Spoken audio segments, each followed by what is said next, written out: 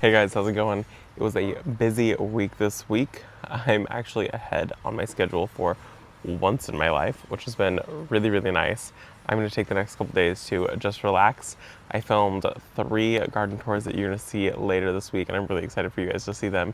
It's going to be a really good week. We're going to go see some very nice gardens, some very expensive gardens, and I think that you guys are going to really enjoy it. I'm really excited to show you guys these. This last week though was a really good week also. It was just busy, and I got a lot of stuff done in the garden. We actually released an extra video. I'm not going to pull any questions from that because I film my Q&As on Saturdays, and then Q&As go live on Mondays, and so I won't be able to pull any questions from that. So I'm just not going to. We'll just treat it as a extra bonus little video for you guys. I hope you guys enjoyed it. I'm hating the tomato cages less. So let's get into it. Last week was we have a problem with the merchandise. Last week's Q&A. We went to high hand, and then I started some more seeds, planted a few red plants for Brent. We did a gorgeous container. We did 2 containers actually, and then planting some color in the garden. And it was just a good week. It was very easy, and I'm very happy with it. Oh my gosh.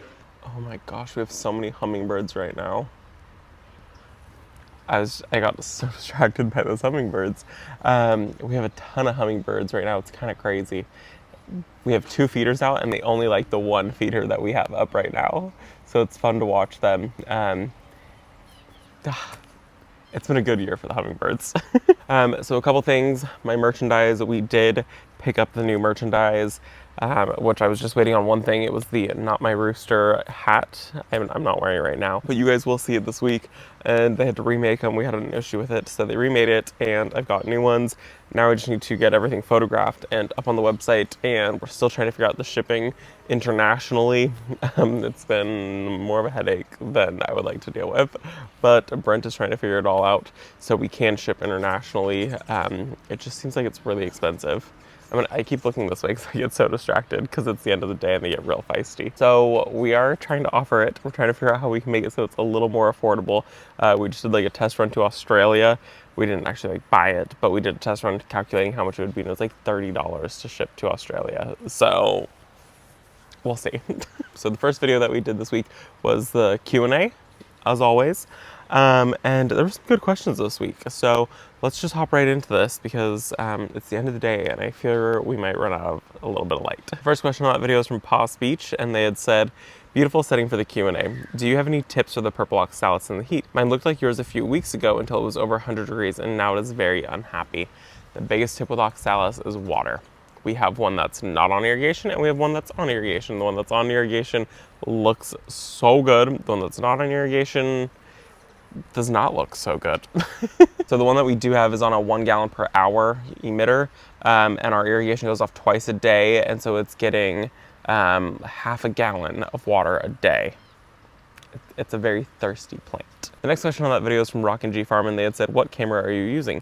Is it user friendly? Also, is editing videos from it easy? I actually am filming most of my content right now is on the iPhone. I have the iPhone 15 Pro Max, so I've got like the best quality. I just spent a lot of time figuring out the camera settings and going in and like internally tweaking some things. And then I am using iMovie right now, and I'm trying to switch over to Final Cut Pro. It's been a lot. It's a lot to learn. Editing is not easy. The next question on that video is from Lee Wilson, and they had said, I love your patio furniture. Where did you get them? Also, you're doing an amazing job. Thank you. Our patio furniture is from Walmart. I will put a link to that in the description down below. And the last question on that video is from Judy, and it's more a statement. Epic Gardening did soil tests on 14 different brands of soil if anyone is interested. The experiment turned out very interesting as to which brands grew better plants. They were all the same plant, treated exactly alike as to watering, etc. No fertilizer at all was given to the plants, so soil does matter. And it was a really good video. If you guys hadn't seen that, I do recommend go check that one out. I'll put a link to his video down below. It's Kevin from Epic Gardening. Jacques did a experiment where they tested 14 different bags of soil, and I was shocked at the results. So they did organic, non-organic. They just did like the most like common ones. I did Evie Stone, Fox Farm, Virgo, or whatever it's called, and Miracle Grow.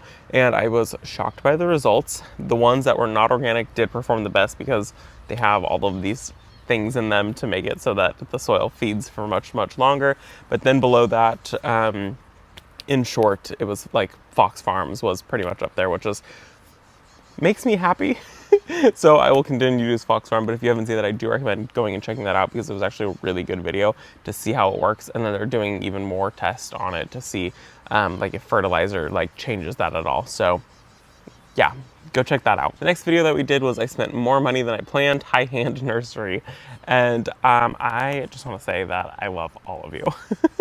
You guys, I talk about money and I'm very transparent about money and what projects cost and what I spend money on, what I don't spend money on.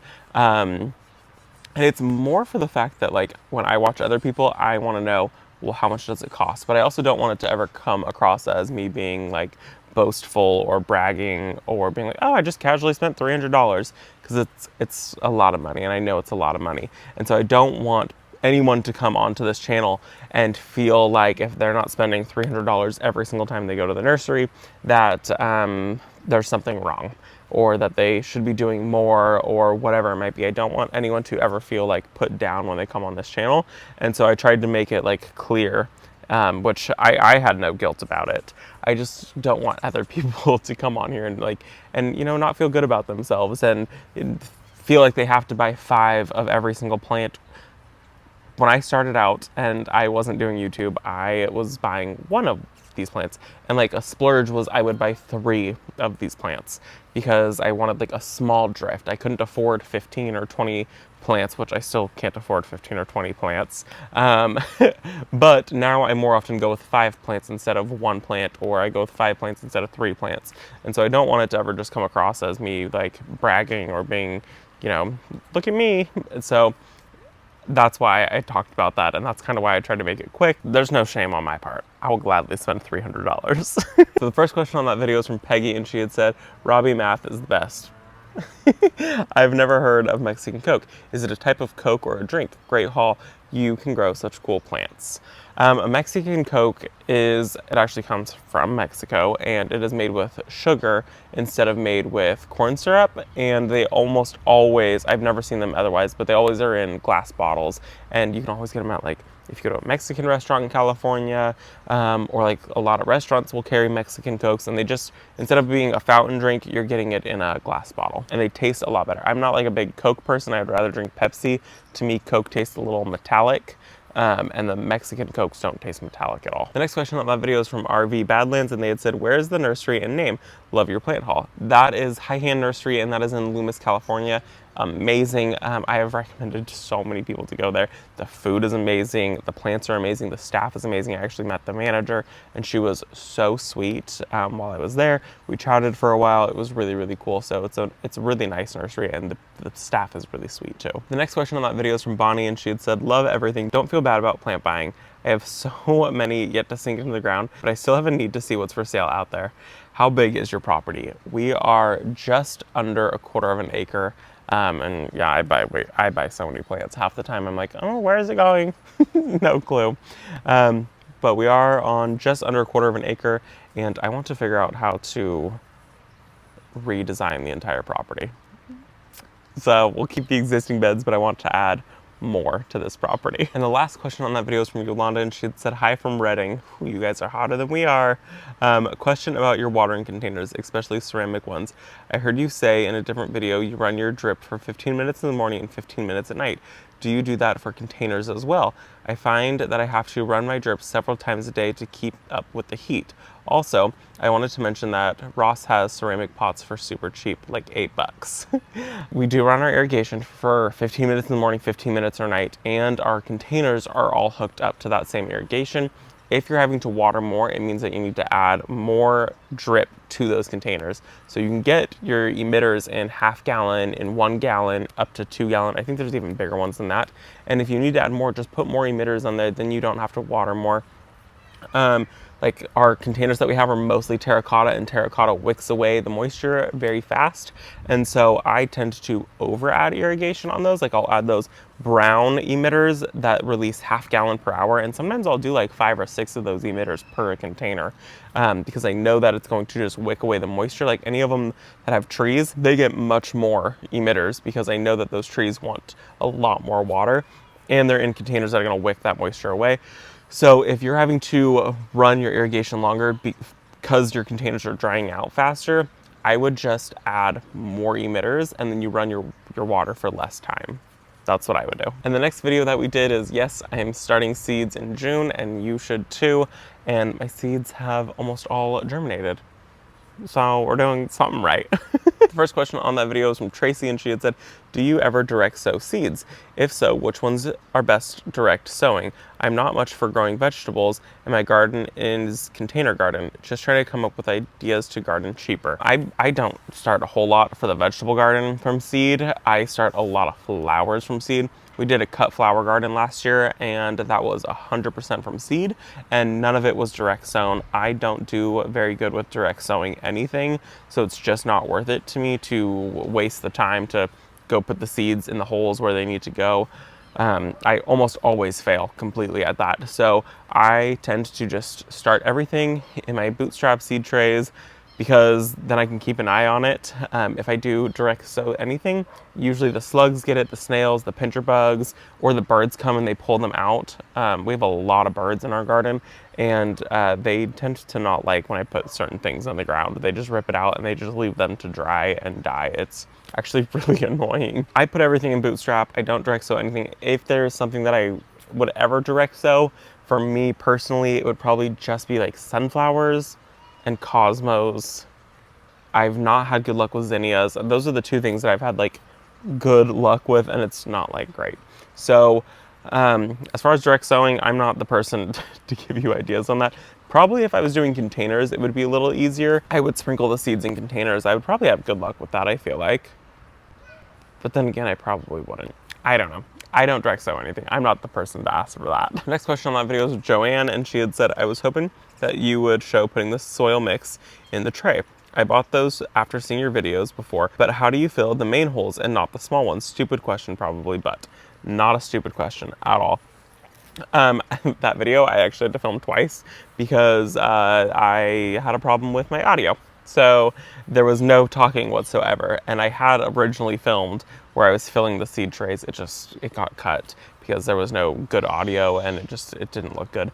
But I have done it in other videos where I show it. What I do is I usually use a giant tub with my soil in it, and I put my tray in that tub, and then I fill it up, cover the entire thing with dirt, and then I go through it and I fill the holes with my fingers, just like push out all the air, and then I like swipe over it, get all the excess dirt, refill it, make sure that there's no air pockets, and then I just take it and I just kind of like bang it inside that tub, and inside the little holes all of the soil falls out. And if there is a couple that just like stay there, I just tend to like poke them and the soil drops straight out. It's not very deep, like it's not a very thick cell where that part is, so you should just be able to tap it and the soil just comes straight out. I do get that question a lot though. And I do get asked a lot also with watering those, because the hole where the seeds actually go is so on the bottom of those trays. Does the soil fall out? And I haven't seen any soil fall out. I mean, maybe like a little teeny tiny bit here and there, but no, the soil actually surprisingly doesn't fall out at all. I'm very pleased with them. Like I said, I've been buying them for years, and now I officially work with Bootstrap Farmer, and I can't say enough good things. The next question on that video is from Angie, and she had said, great seed box, where did she purchase? It is from Amazon. I put the link in that one a little late. I forgot. It was like 11 o'clock when we were uploading that one. I will make sure to put it in the description of this video though. The next question on that video is from Jen, and she had said, hi Robbie, how are the plants you started for a broom and loofah? They're not great. They did not make it. They were supposed to be planted, and I didn't plant them, and I left the seed trays out, and I said, I will get those planted in the next week. And then the next week came, and I didn't get them planted, and I said, I will plant those next week.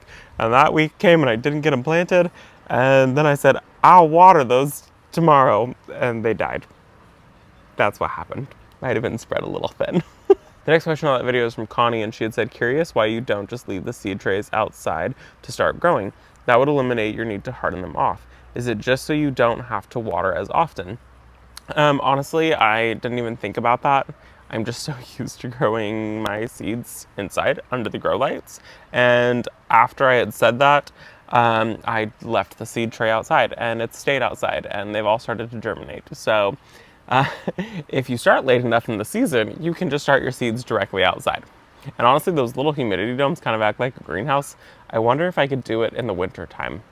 I'm gonna try that this year. But that seed tray that I did just start is outside. They've all germinated. They've been outside. They are a little bit leggy, is what I'm noticing. Because I didn't put them like in direct sun, so they're in an area where it's bright in direct light. So maybe that's also part of the problem. I'm gonna try it again this winter time and see. I'll just do like 2 trays, 1 tray of sunflowers outside, 1 tray of sunflowers inside, and we'll do an experiment to see. But everything is up. They are starting to look a little leggy though. And the last question on that video is from Mom Droogs, and she had said, curious, do you keep your plant tags that come with purchased plants? I tend to keep one of each kind of plant that I purchase for future reference. However, they are just thrown into an empty, unused pot. And when I need to reference, I have to go through the entire pot to find the one I'm looking for. Do you keep and organize your plant tags on purchased plants? I keep all of them, and they're also just in a pot with zero organization. The big tags are in the back and the little tags are in the front, and that's how it goes. I don't keep every single thing. Like if there's certain things I'm like, I know exactly what that is 100%, and I know it down to like its common name and like whatever variety it is. I don't tend to keep that, but everything else I do tend to keep. It's a pretty big stash of plant tags. Yeah. I don't have a good tip to keep that organized at all, because I feel like maybe if you did it like separated by annuals and perennials, that would probably be smarter, because then your annual bucket you could just throw away. I should probably be doing it that way. Annual bucket, we're gonna do that. That's my recommendation.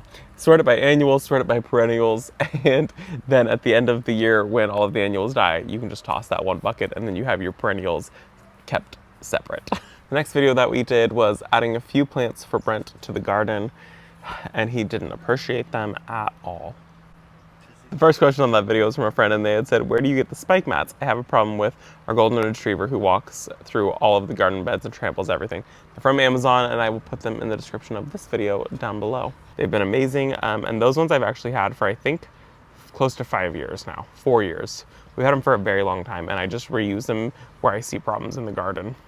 The next question on that video is from Rock and G Farm, and they had said, do you think your neighbor will be willing to let you help with the maintenance of her lilac? That would be a great way to build community. I would love to do that, but working on somebody else's property that I don't know scares me, just because we live in a like Sue happy world right now. And because I would be filming a video and making a video for it, and I'm coming on somebody else's property, and I'm not like technically a landscaper, it does kind of scare me. So as much as I would like to do it, I don't think we are going to do that, and there were so many suggestions to do that. If I work on anyone's property, it has to be somebody that I really know and that I really trust. Just for that reason. So like I work on Ashley's property because her and I are very close. We talk daily. And then at like my grandparents' property because we talk daily. And then like I've got one other friend, like I might work on her property a little bit. But other than that, no. Just because I don't want to push the question. I don't want to come up to somebody's house and be like, hey, can I trim back your stuff? And just for the fact that like if I did something wrong or if a branch fell on something that she wanted to keep, there could just be an issue. So no, I won't be doing that. It would be a really great way to build community. It does just scare me though. The next question on that video is from Olive Garden Puppy, and they had said, hi Robbie, I like the t-shirt you were wearing. Why do I only see the black ones on your website? Love watching the birds. The reason is because we haven't launched it yet. We were waiting for the Not My Rooster merchandise to come in. We got it. I'm hoping to have it launched by the next Q&A. So if we do our merch launch by the next Q&A, you guys will know days before. I will pop into a video and announce that, you know, it's going to go live in a couple days and what time it's going to go live. I'm hoping to have it go live like on California time versus going live at like 3 a.m. when my videos go live.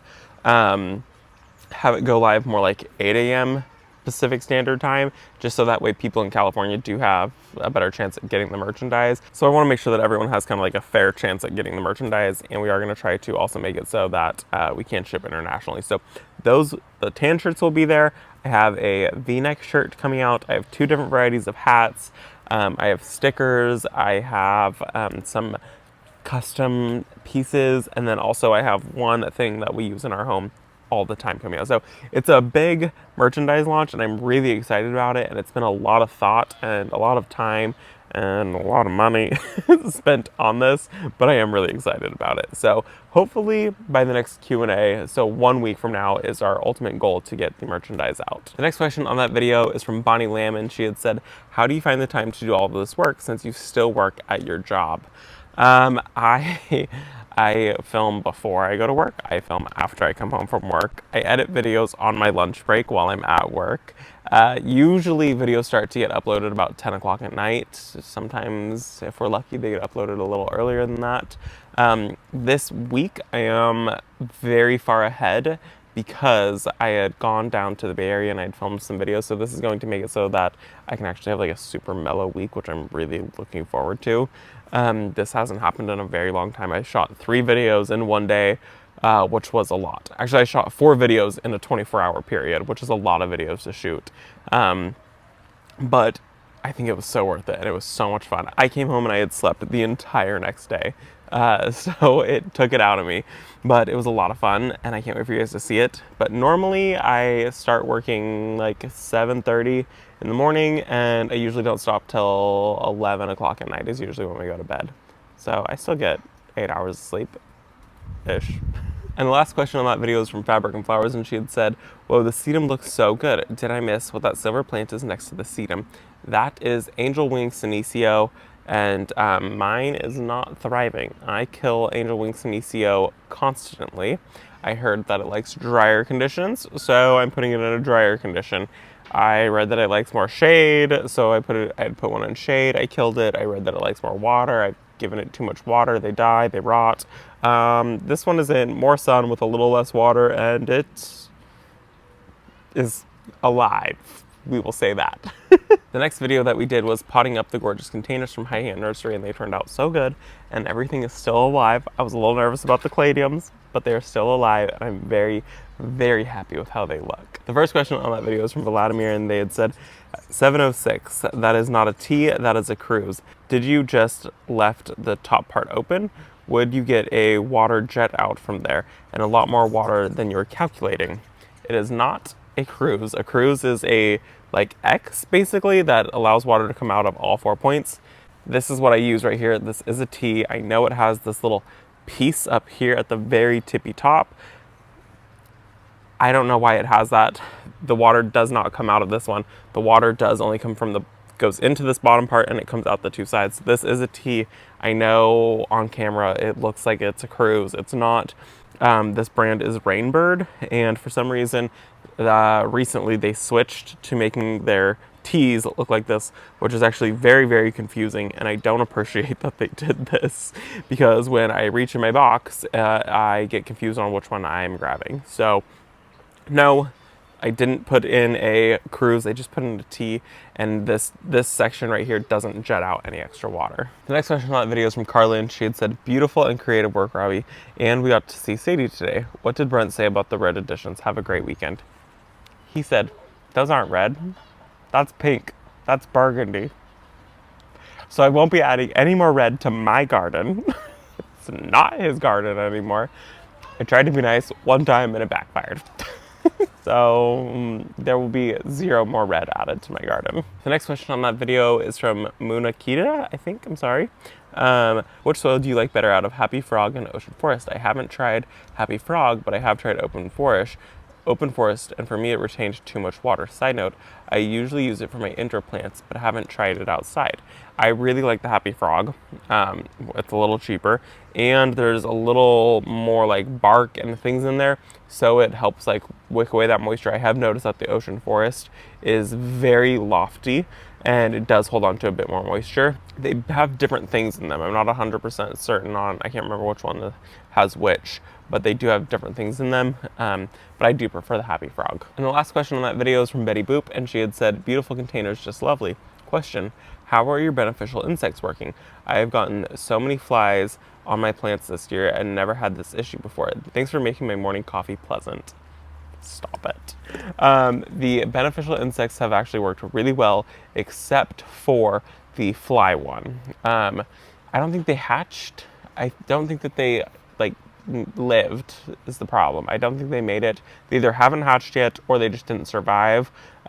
When they showed up, it was a very, very hot day, and so they might have just died. The lacewings that I released, I see no more aphids, which is so nice. This thing had white flies and it had aphids on it, and the super cows in the window box up front had aphids, and I just see dead bodies of aphids, which is so nice. So I know that that worked really well. I do need to reach out to Nature's Good Guy to let them know that I think that I might have just got like a bad batch, or that the fly exterminator didn't work. I do want to try it again because I've seen a lot of other people say that they've had really good luck with it. So I do want to try it again. And it was actually really cheap. And the last video that we did was putting some color in the garden, and that's where I planted the echinacea and the grasses in the edgerite container, and I planted the salvia. So it was just, you know, a little bit of flowers. First question on that video was from Olive Garden Puppy, and they had said, hi Robbie, how come those plants are so root bound? Do you not cut up the bottoms to help with them being so rooted? Love the way that all the new plants look after you finished. Thanks for a great video. I don't know why those were all so root bound, and typically I don't cut up my roots at all, unless it is like, I mean, these ones, the grasses, I definitely should have like messed those roots up a little bit. I just didn't think about it. And the echinacea, I probably also could have messed those roots up a little bit. I just didn't. I don't know. Usually I don't mess with any of the roots. I just throw it in the ground and you better figure yourself out. I have seen where I have pulled some plants out of the ground and that things continue to just kind of like spiral and die. So I probably should get better about like fluffing the roots of certain things.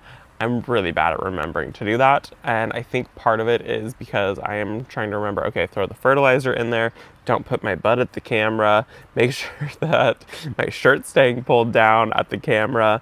And usually when I'm gardening, you guys can see like I'm in the garden bed, and like that's not normally how I would garden if the camera's there. So usually my butt is like facing the fence and I'm in the garden bed, where normally I would just be like on my hands and knees, and it doesn't matter if my shirt gets pulled up a little bit or if I'm dripping sweat or whatever it might be. I'm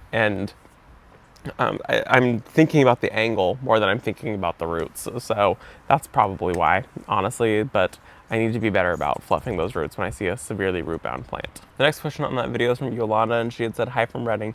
Can you tell me about your hose reels?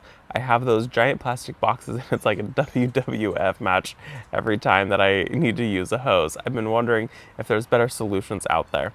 I will say that we have 3 hose links on the property, and the company is amazing. I don't work with them. I am not affiliated with them. We bought our hose link. My grandparents bought their hose links.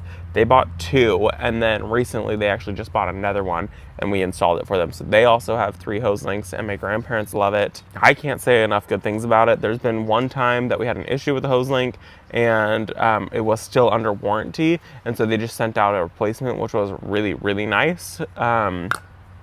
So I can't say enough good things about it.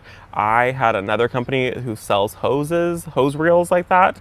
They had reached out and they're like, hey, we want to send you one. And I was like, oh, I'm not going to say no to it. They sent it to me. It came broken. The customer service was terrible, and it's over at Ashley's house, and she does use it, but it is not as good of quality. I think it was by like Giraffe Tools or something like that. And so I don't recommend that one, but I do recommend the hose link. There was a guy on YouTube, and he did a video. You'll have to search it. I don't even know if I can find it. And he compared every single hose link that's out there. He compared the hose links. He compared Giraffe Tools. He compared all of the brands, like down to like the cheapest one that he could find, and he paid for them all with his own money. I think it was like Hose Link was the best one. I think Hose Link and Giraffe Tools were like the top 2, but my experience with the Giraffe Tools was not a pleasant one. But we do love our Hose Link one. They're a investment piece in your garden. but they are so worth it. And I am not somebody who will ever wind up a hose. I will never do it. You're never going to catch me winding up a hose. It's just not something that I will ever do. So this is the only solution. And even this, sometimes I don't yank the hose back in, which you're supposed to like walk the hose back up to it. Yeah. I would definitely buy more of the hose link ones though. And the next question on that video is from Fabric and Flowers, and they had said, I love the grasses in the planter, but can we stop to appreciate the trellis and the white petunias? Everything is looking amazing. That container looks so good. We can definitely stop and appreciate it. That is the Supertunia Vista Snowdrift. And then there is the Wasabi Coleus in there. There is a Flamethrower Honeysuckle in there, and then some Dusty Miller in there. And it looks really, really good in that container. The next question on that video is from Betty Boop, and she had said, good morning, do you ever worry about your dogs eating any of the toxic plants? I stay away from so many plants because they are toxic to dogs and cats.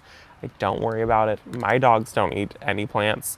The only thing that she eats is sticks that fall from trees, and she just wants to destroy the sticks. So she's not even eating it. I don't worry about it at all. If I had an animal that did eat my plants, I would probably stay away from them. But if your dogs don't just normally eat your plants in your garden, I honestly wouldn't even worry about it. I'm not saying like go out there and plant all the toxic plants, but it's not something that we worry about on our property. And the last question on that video is from Saltwater Mom, and she had said, the grass planting was so satisfying. Everything is looking fabulous. I've been wanting to ask you, what do you do with all the nursery pots once you've planted your plants? I tend to put them in the recycle. I used to be a container hoarder, and we had stacks of them. And then Brent was like, Robbie, what are we doing with this? We cannot hold on to all of these. And we took them up to the rock garden, dropped them off. They took them. If I do end up with a huge stack, I'll take them up to the rock garden because they reuse them. Or I do throw them in the recycle container because they get recycled. So that's what I do with them. I no longer hold on to all of my containers. All right, you guys, that is gonna be it for this Q&A. I am now getting attacked by flies, and that is not fun. So we're gonna go inside. Brent needs to refill the hummingbird feeder in that short time. It has completely emptied, and they are not thrilled, and they're letting us know. They tend to dive bomb us when it gets empty.